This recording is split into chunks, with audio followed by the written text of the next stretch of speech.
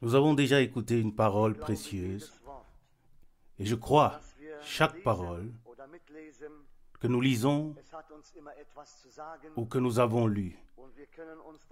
Cela a toujours quelque chose à nous dire et nous pouvons nous souvenir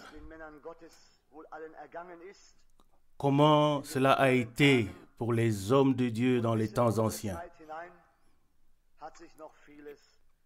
Et jusque dans notre temps, beaucoup n'a pas changé. Et nous avons lu du verset 18 de Romains 8, verset 18. J'estime en effet que les souffrances du temps présent ne sauront être comparées à la gloire à venir qui sera révélée en nous. Et avec cela, nous voyons et nous reconnaissons que Paul aussi a dû passer par certaines souffrances. Et peut-être pas seulement lui, mais aussi ceux qui ont reçu, accepté le message en son temps. Peut-être qu'ils ont subi le même sort que notre Seigneur Jésus-Christ. Il devait en être ainsi. Et il est dit ici, lorsque nous lisons au verset 17, Romains 8, verset 17, « Or, si nous sommes enfants, nous sommes aussi héritiers, héritiers de Dieu et co-héritiers de Christ. Si, toutefois, nous souffrons avec lui, afin d'être glorifiés avec lui. » Amen. Alors, bien-aimés, nous ne souffrons pas seuls, mais nous souffrons avec lui si nous sommes devenus ses enfants. Et alors, l'autre chose est aussi que nous avons part à sa gloire. Et c'est pourquoi nous ne devons pas être déconcertés par certaines choses qui nous arrivent.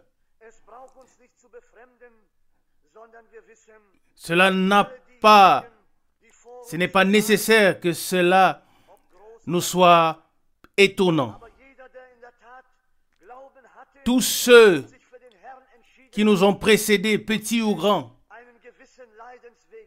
tous ceux qui ont eu la foi et qui ont fait leur choix pour le Seigneur ont dû passer par un chemin de douleur. Et je me suis dit, nous ne serons pas épargnés non plus. Cela ne nous sera pas épargné. Peut-être l'un d'une manière et l'autre d'une autre. Mais malgré cela, nous mettons notre espérance en Dieu, dans le Dieu vivant, et nous ne nous lassons pas au cours du temps, mais nous persévérons comme la parole nous le dit. Puis, il m'est resté à cœur d'hier soir, lorsque Frère Franck a prononcé la précieuse parole qui dit « par laquelle il a aussi créé les temps du monde. » Oui, dans le chapitre 1 d'Hébreux, m'est venu directement à l'esprit, Hébreux 1, verset 1. Après avoir autrefois, à plusieurs reprises et de plusieurs manières, parlé à nos pères par les prophètes, Dieu, dans les derniers jours, nous a parlé dans le Fils qu'il a établi héritier de tout, par lequel il a aussi créé le monde. Verset 3. Celui-ci est le reflet de sa gloire et l'empreinte de sa personne. Et il soutient toutes choses par sa parole puissante. Et après avoir accompli la purification des péchés, il s'est assis à la droite de la majesté divine dans les lieux célestes, devenant d'autant plus supérieur aux anges qu'il a hérité d'un nom plus excellent que le leur. Oui, en effet, nous pouvons dire que dans ce nom seulement se trouve la rédemption. Dans ce nom, le salut nous a été donné et Il a le pouvoir dans le ciel et sur la terre. Et il soutient toutes choses par sa parole puissante. Et tout doit s'accomplir comme sa sainte bouche l'a prononcé. Et tout ce qui a été prédit par lui devait s'accomplir dans les jours où il était sur la terre et jusque dans notre temps. Car s'il était écrit dans le psaume 2, verset 7, « Tu es mon fils, je t'ai engendré aujourd'hui », alors nous savons que cela s'est accompli. Cela s'est accompli car la bouche de Dieu l'avait prononcé. Il y a encore beaucoup d'autres choses. Et d'un autre côté, il est dit, « Je serai pour lui un père, il sera pour moi un fils », selon 2 Samuel 7, verset 14. Il y a tant de passages bibliques qui se sont accomplis. Et chers frères et sœurs, tout doit s'accomplir, même dans nos jours. Et je voudrais dire, nous aussi, nous attendons et nous persévérons, car nous savons ce qui va arriver. L'enlèvement n'a pas encore eu lieu, mais si elle avait déjà eu lieu, nous n'aurions plus besoin d'attendre. Mais nous attendons. Nous attendons avec impatience. Oui, nous attendons avec impatience. Et toute la création aussi attend cette rédemption, comme nous l'avons lu dans Romains chapitre 8. Frères et sœurs, si cela était déjà arrivé, nous n'aurions plus d'espérance. Mais nous l'attendons. Et le moment vient, l'heure vient, pas quand nous voulons, pas en notre temps, mais en son temps. Tout s'est accompli en son temps. Et tout doit s'accomplir en son temps. Et nous sommes si reconnaissants pour cela. Et il est dit aussi plus loin dans Hébreux chapitre 1, Hébreux 1 verset 6. Et lorsqu'il introduit de nouveau dans le monde le fils premier-né, il dit que tous les anges de Dieu l'adorent. Amen. De plus, il dit des anges, celui qui fait de ces anges des vents et de ses serviteurs des flammes de feu. Mais il dit au Fils, verset 8, ton trône, ô Dieu, est éternel et le sceptre de ton règne est un sceptre de justice. Amen. Verset 9. Tu as aimé la justice et haï l'iniquité. C'est pourquoi, ô Dieu, ton Dieu t'a oint d'une huile de joie au-dessus de tes égaux. Verset 10. Et encore, au commencement, Seigneur, tu as fondé la terre et les cieux sont l'ouvrage de tes mains. Ils passeront, mais toi, tu subsistes. Et ils vieilliront tous comme un vêtement. Oui, n'est-ce pas merveilleux? En effet, tout change, tout se transforme. Mais quelqu'un ne change pas. C'est notre Seigneur. Il reste ce qu'il était. Il était au commencement. Il est le premier. Il est le dernier. Et ce sont des paroles si précieuses quand on les lit ici. Verset 11. Mais toi, tu subsistes. Et ils vieilliront tous comme un vêtement. Verset 12. Comme un manteau. Comme un manteau. Tu les rouleras. Et ils seront transformés. Mais toi, tu demeures le même. Et tes années ne finiront point. Amen. N'est-ce pas là quelque chose de merveilleux? Ce sont des paroles glorieuses, frères et sœurs. Mais j'ai pensé, chers frères et sœurs, si nous nous tenons dans la foi, si nous nous accrochons à lui, alors nous aussi, nous serons là avec lui pour toujours. Amen. C'est ce qui est glorieux dans la chose. Tout le reste passera. Tout le reste a un commencement et une fin. Mais ceux qui croient en lui, que dit notre Seigneur à leur sujet, ils vivront, même s'ils meurent, selon Jean 11, verset 25. N'est-ce pas glorieux? Et nous sommes si reconnaissants et si heureux. Verset 12, deuxième partie. Hébreux 1. Mais toi, tu demeures le même et tes années ne finiront point. Frères et sœurs, c'est une consolation glorieuse. Et ne devrions-nous pas venir à un tel Dieu? Ne devrions-nous pas venir? Les gens peuvent se moquer. Cela peut paraître ridicule, comme en ces jours-là. Il en est de même dans nos jours. Ils l'ont rejeté dans ces jours-là et ils le rejettent dans nos jours. Mes frères et sœurs, nous sommes si heureux qu'il nous a appelés, qu'il nous a acceptés, que nous sommes devenus sa propriété pour le temps et pour l'éternité. Et c'est pourquoi nous ne pouvons pas faire autrement. Nous ne pouvons pas nous empêcher de lever son nom, de le remercier et de le louer. Ensuite, quelques versets de l'évangile de Marc sont devenus grands pour moi. Ici, au chapitre 12, les scribes sont venus s'entretenir avec le Seigneur. Et je lis à partir du verset 28, Marc 12, verset 28. Un des scribes qui les avait entendus discuter, sachant que Jésus avait bien répondu aux Sadducéens, s'approchait et lui demanda: quel est le premier de tous les commandements? Verset 29, Jésus répondit: voici le premier. Écoute Israël, le Seigneur, notre Dieu, est le seul Seigneur. Verset 30, et tu aimeras le Seigneur ton Dieu de tout ton cœur, de toute ton âme, de toute ta pensée et de toute ta force. Verset 31. Et voici le second. Tu aimeras ton prochain comme toi-même. Il n'y a pas d'autre commandement plus grand que ces deux-là. N'est-ce pas là quelque chose de merveilleux? Chers frères et sœurs, le même Seigneur demeure. Les mêmes paroles qu'il a adressées aux hommes en ces jours-là, elles ont gardé leur validité jusque dans nos jours.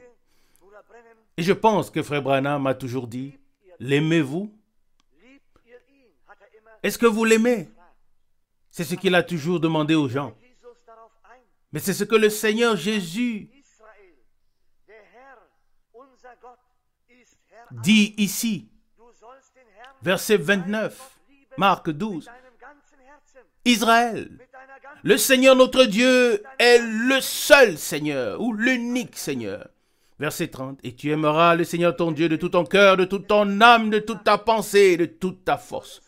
Oui, je pense que cela n'a pas été ordonné seulement à Israël, mais je pense que cette parole est aussi capitale pour nous. Aimons-le, car il nous a aimés le premier. Il nous a aimés le premier, et ensuite, nous avons entendu, voici le deuxième commandement, que Dieu nous donne, en effet, cette transformation. Que nous ne fassions pas seulement que donner des paroles, mais que nous puissions aimer en acte comme il a aimé. Il n'a pas beaucoup parlé. Il a aimé les hommes en acte. Il est allé, il a donné sa vie. Il s'est sacrifié. Oui, il a véritablement montré ce qu'est l'amour. Nous aussi, bien-aimés, tenons-nous ainsi et soyons ainsi devant le Seigneur afin de pouvoir le servir de manière juste. Que Dieu puisse continuer à nous aider. Telle est ma prière. Amen.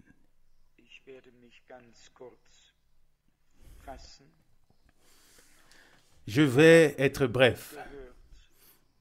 Nous avons beaucoup entendu. Il n'y a pas de service divin dans lequel Dieu ne nous parle pas. Il utilise la parole pour s'adresser à nous. Et il remarque, il voit comment nous y réagissons. Il se peut que nous soyons assez habiles pour cacher ce que nous ressentons les uns aux autres en écoutant la parole et ce qui se passe en nous. Mais il y a un qui sonde les cœurs et les reins,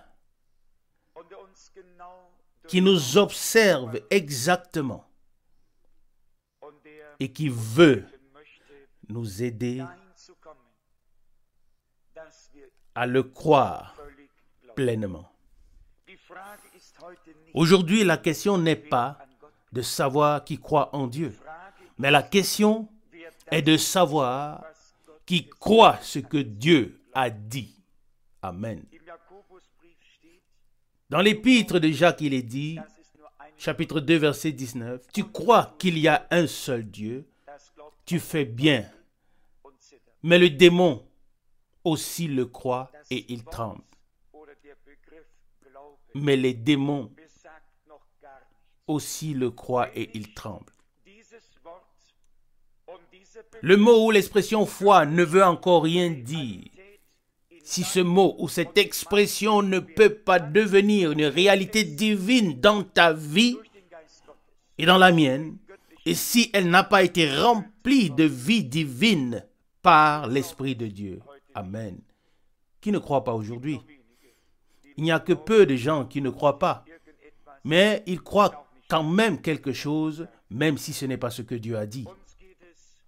Pour nous, il s'agit principalement de faire la distinction en ces derniers jours entre le discours de Dieu et ce que les hommes ont dit, enseigné et transmis. Et c'est le dernier combat. Le combat entre la lumière et les ténèbres, entre la vérité et le mensonge, entre les traditions et entre ce que Dieu a dit et révélé. Amen. Et comme c'est le dernier combat,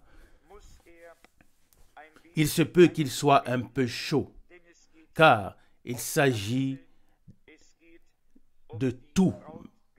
Il s'agit de l'épouse, de l'Église épouse de notre Seigneur.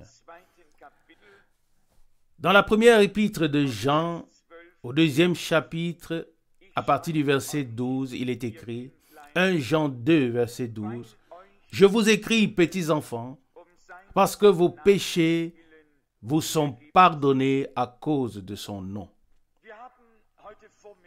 Nous avons déjà remarqué ce matin, à partir de la parole d'introduction et ensuite encore plus loin, qu'aux yeux de Dieu, la rédemption est une œuvre accomplie, achevée. Et nous sommes l'œuvre de Dieu. Nous l'avons aussi entendu. Il n'est pas correct que des croyants passent leur vie entière à se préoccuper de cette seule question. Encore et encore, ils disent, « Seigneur, pardonne-moi. » Il y a quelque chose qui ne va pas. Bien sûr, nous devons nous présenter devant le Seigneur avec humilité. Et un homme qui est vrai dans son cœur viendrait au Seigneur à quatre pattes. Il ne viendrait pas du tout en bombant le torse, car Dieu est saint. Et celui qui veut s'approcher de lui, et qui veut s'approcher de lui, pardon, qui veut lui parler. Mais quand croirons-nous ce que Dieu a dit dans sa parole? Car il dit, « Je t'ai racheté. Je t'appelle par ton nom. Tu es à moi. » Selon Ésaïe 43, verset 1. Il a pardonné. Oui, il a expié. Il nous a donné la vie éternelle. Combien de temps allons-nous encore remettre en question la substance divine de notre bénédiction ou de notre béatitude, ou même le demander comme si Dieu avait encore quelque chose à faire qu'il a déjà fait depuis longtemps. Il l'a véritablement déjà fait. Et vous pensez peut-être en vous Pourquoi ne le voyons-nous pas comme une réalité dans nos vies? C'est précisément parce que nous pensons qu'il doit encore le faire. C'est précisément la raison pour laquelle nous ne voyons pas l'œuvre accomplie et achevée en nous-mêmes.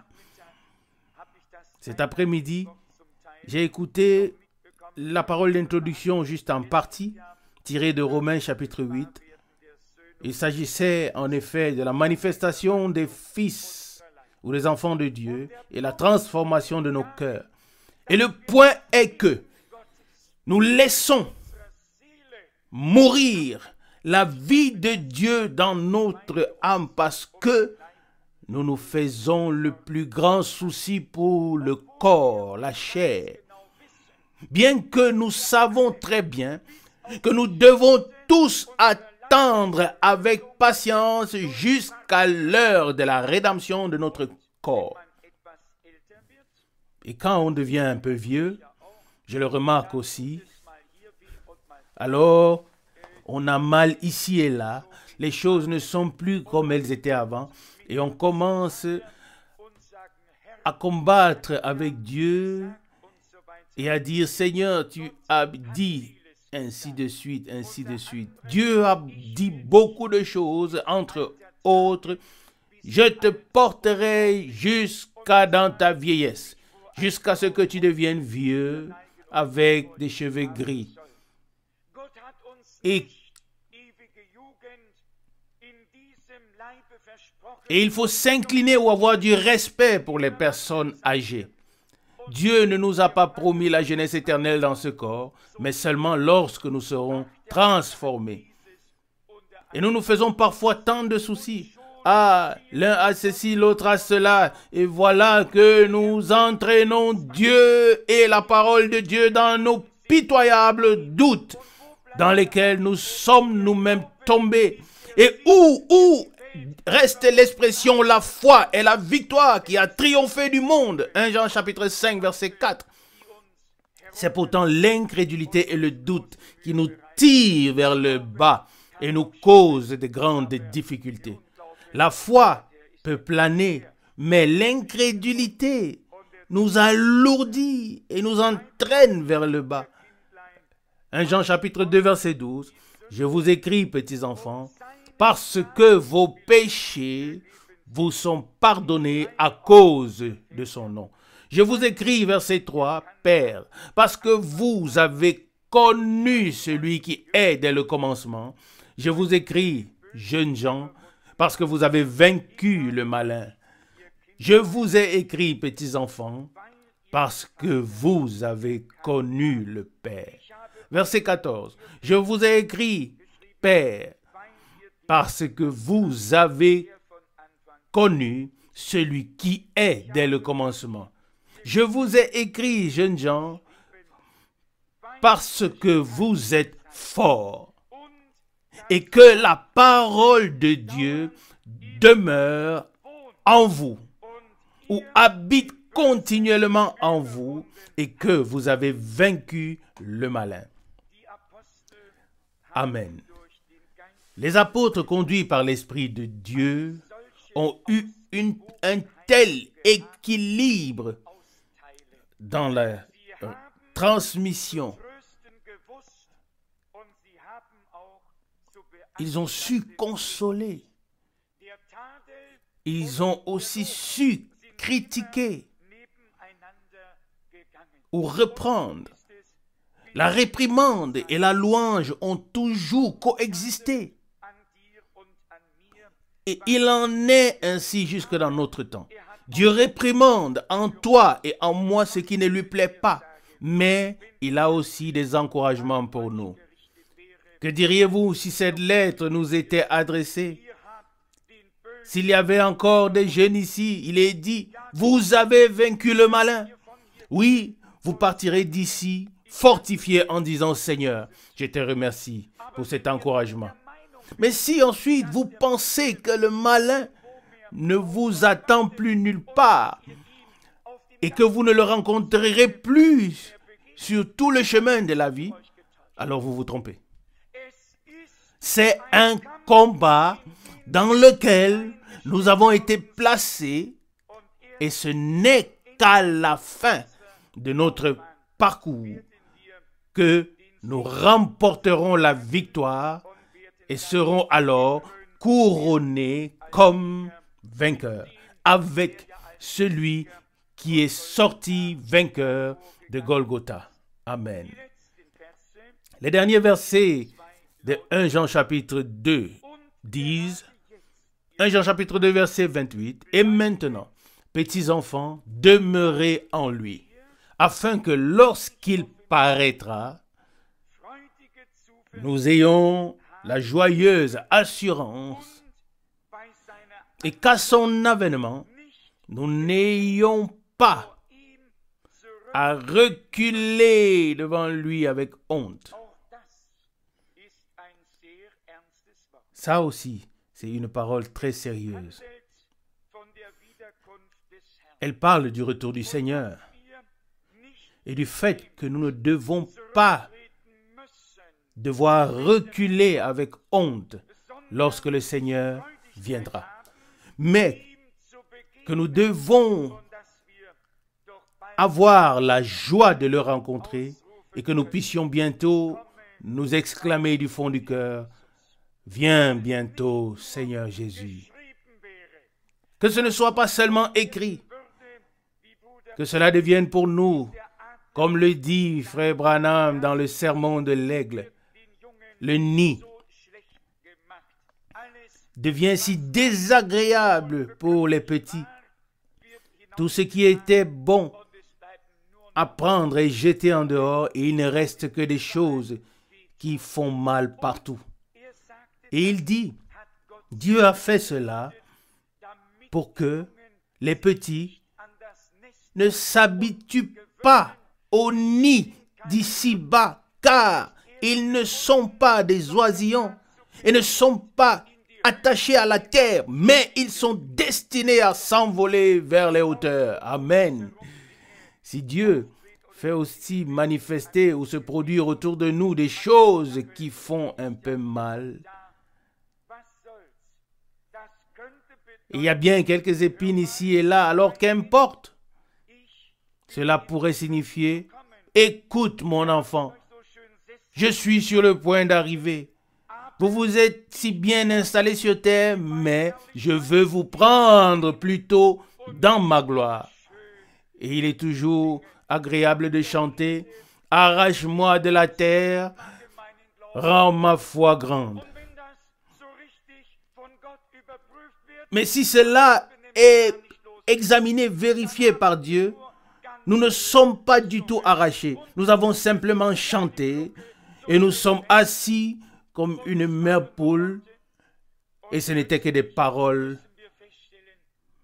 Et soudainement, nous devons nous rendre compte que le Seigneur n'a que des intentions d'amour pour nous. Pensez-vous qu'il laisserait se produire quelque chose qui pourrait nuire à notre âme? Absolument pas. Il ne laissera se produire que des choses qui nous détacheront de nous-mêmes, des hommes, de la terre, des circonstances et de tout ce qui nous entoure, afin que notre cantique soit rempli de vie. Arrache-moi de la terre. Et lorsque nous serons arrachés, alors nous ne nous plaindrons pas. Mais nous remercierons Dieu, car notre patrie est là-haut, là dans les hauteurs. Ce n'est pas seulement un cantique d'un auteur de cantique, c'est aussi un témoignage de la parole de Dieu. Car nous n'avons pas ici-bas une cité permanente, mais nous cherchons celle qui est à venir, selon Hébreux 13, verset 14. Et c'est en ce moment même, et si quelqu'un lit les versets précédents de l'Antichrist et de l'onction qui nous enseigne toutes choses, et de la vérité qui ne nous est pas inconnue, le verset 20, le verset 21 et ainsi de suite, il est dit, 1 Jean chapitre 2, verset 28, « Et maintenant, petits enfants, demeurez en lui. Et il dit dans Jean chapitre 15 au verset 7, si vous demeurez en moi et que mes paroles demeurent en vous, ça c'est le secret, ça c'est le secret. Celui qui demeure en Christ, la parole de Dieu demeure en lui. Et celui en qui la parole de Dieu ne demeure pas en Christ. L'un est lié à l'autre et ne peut plus être séparés l'un de l'autre. 1 Jean chapitre 2 verset 28.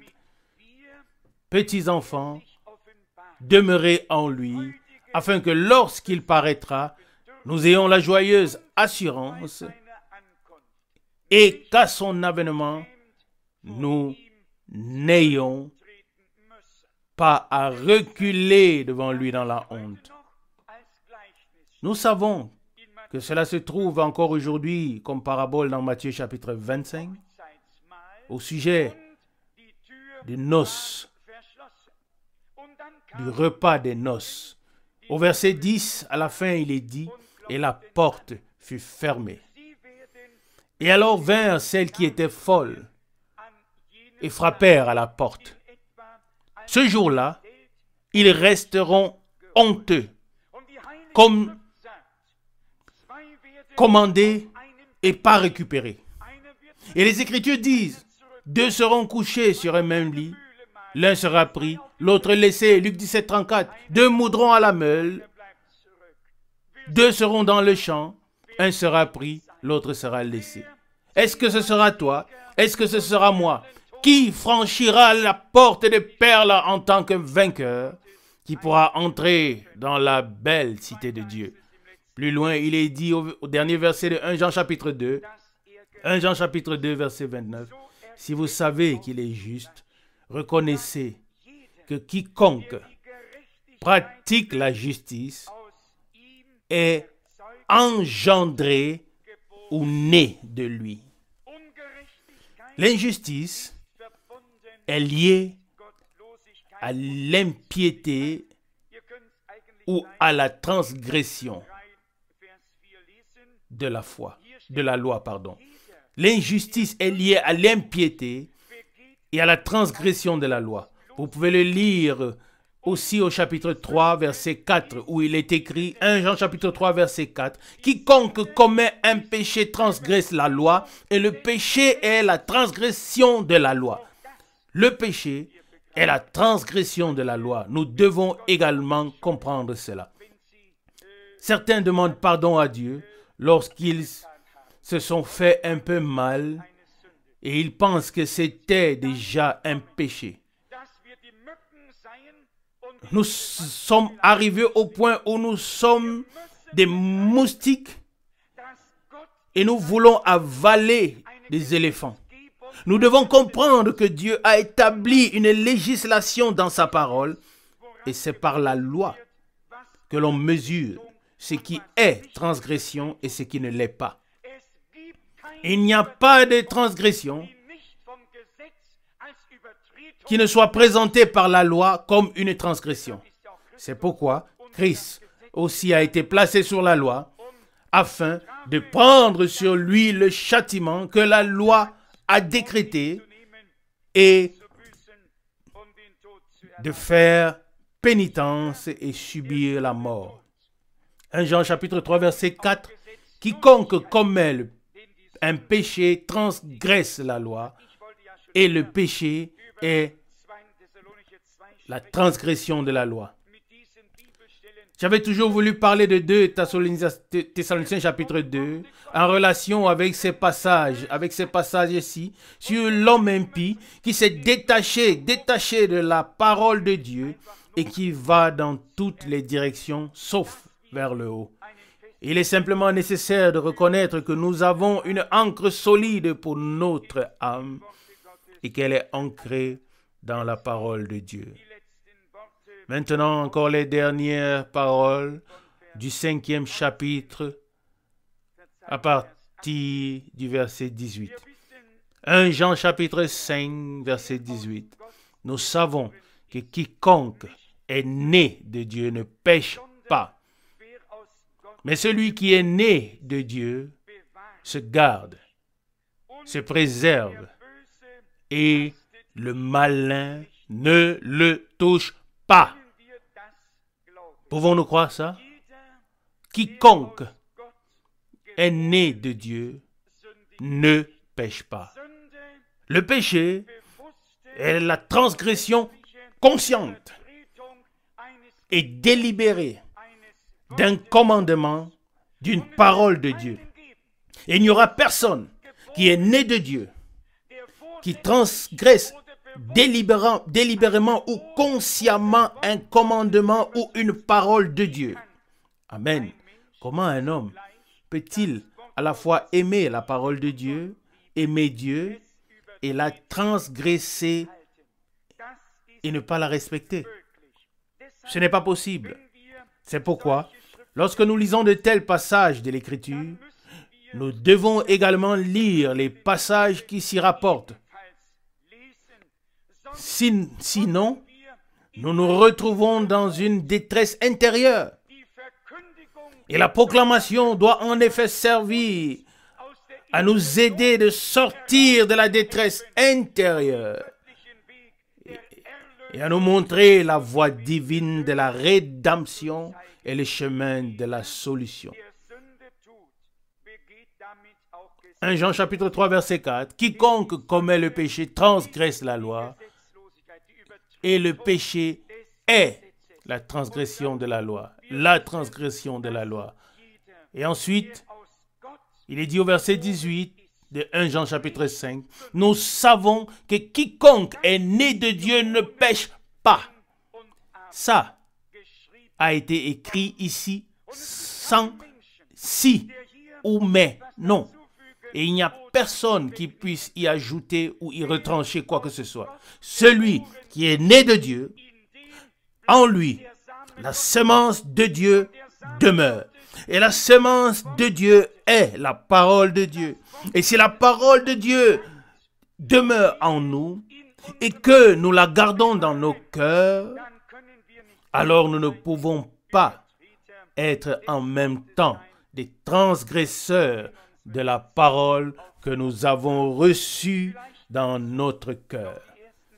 Peut-être ajouter à cela le premier verset du chapitre 5. 1 Jean chapitre 5 verset 1. Quiconque croit que Jésus est loin de Dieu, celui-là est né de Dieu. Et quiconque aime son Père, aime aussi ses enfants. Verset 2.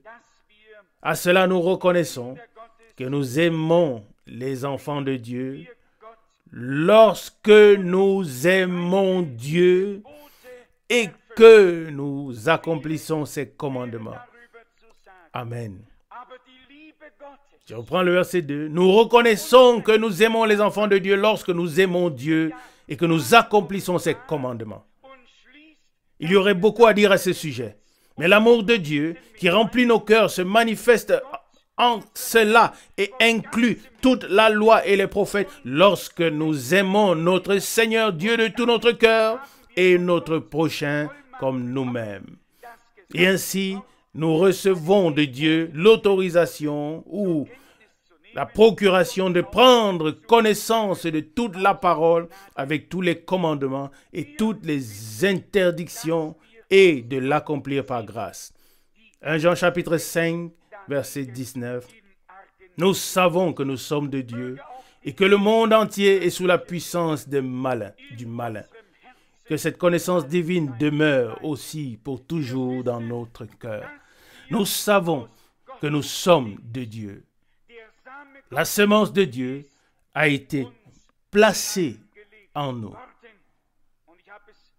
Et je l'ai souvent dit, il n'y a pas de naissance sans engendrement.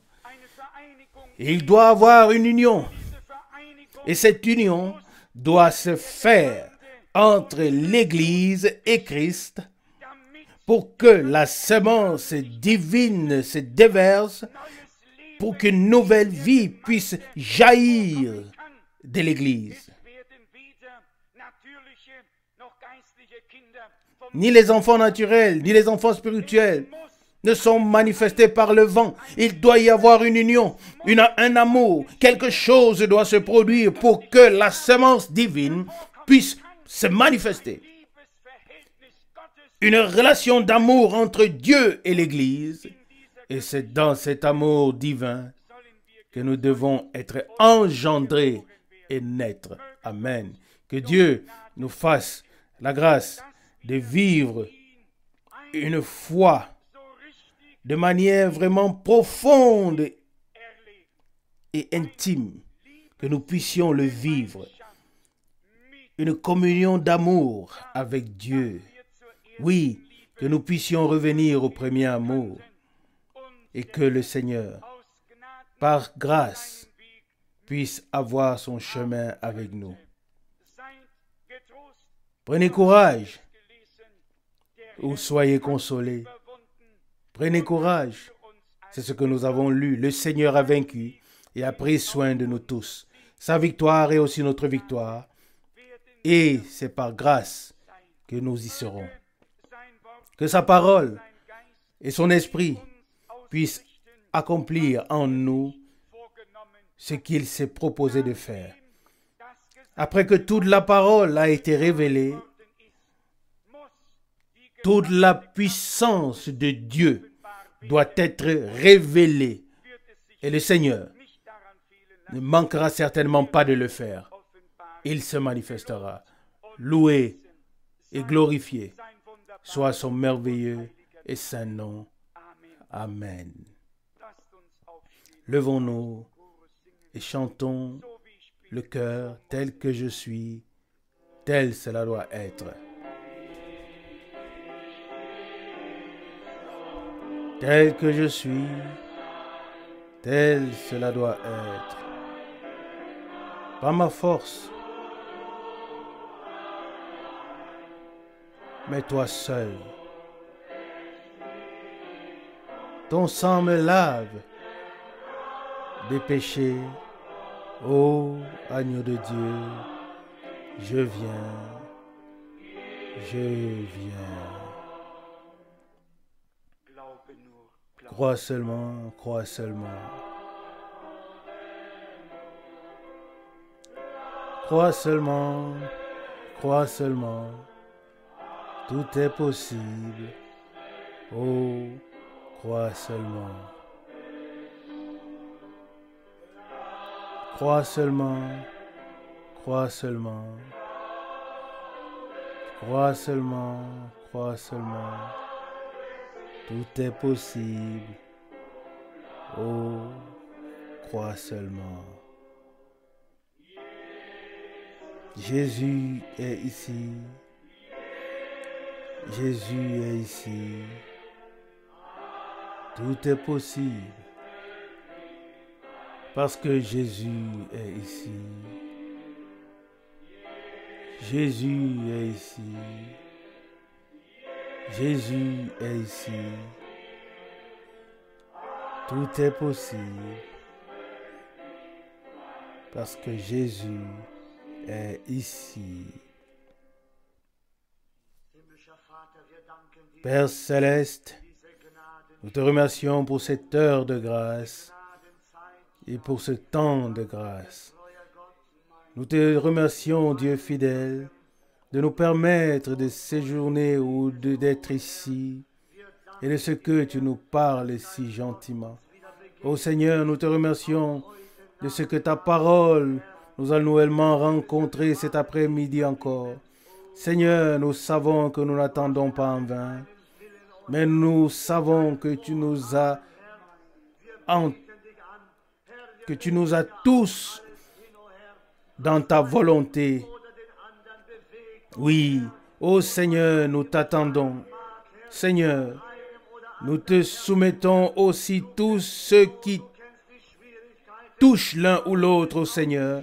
Et quoi qu'il puisse avoir, Seigneur, dans l'un ou dans l'autre, Seigneur, tu connais la détresse, tu connais les difficultés, tu es aussi capable de changer, ô Seigneur.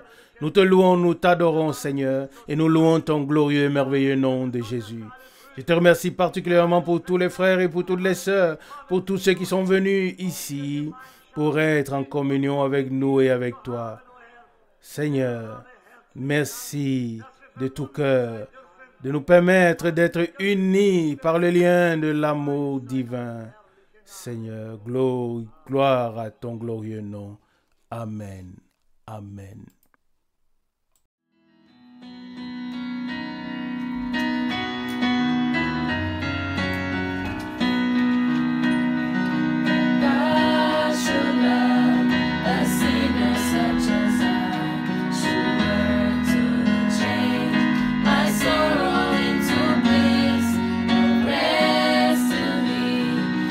Back to